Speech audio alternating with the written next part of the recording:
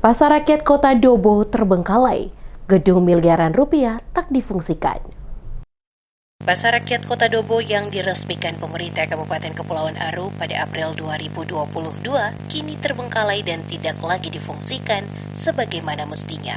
Pasar yang berlokasi di Jalan Perumahan Rakyat, Kelurahan Siwa 5, Kecamatan Pulau-Pulau Aru itu dibangun menggunakan anggaran pendapatan dan belanja daerah atau APBD tahun 2019 dan 2021 dengan nilai mencapai miliaran rupiah. Namun, berdasarkan pantauan DMS Group di lokasi, bangunan pasar yang memiliki 10 ruangan dan dilengkapi lapak penjualan ikan serta sayur kini kosong tanpa aktivitas jual beli. Pasar tersebut diketahui hanya beroperasi sekitar 3 bulan setelah diresmikan sebelum akhirnya sepi dan ditinggalkan para pedagang.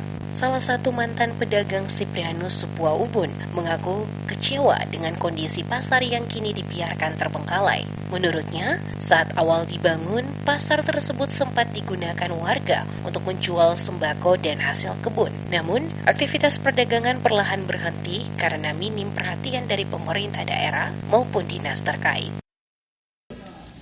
Orang sempat ragu karena maksudnya resah dengan pemerintah nih karena bangunan begini.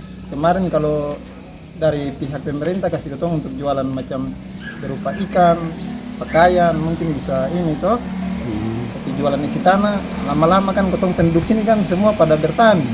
Akhirnya macet.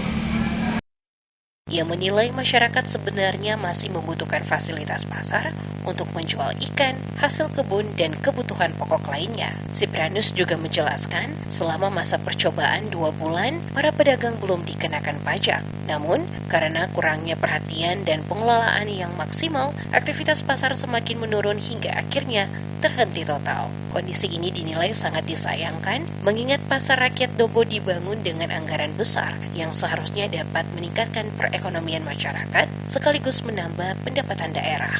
Hingga kini, belum terlihat adanya langkah konkret dari pemerintah daerah untuk menghidupkan kembali pasar rakyat tersebut.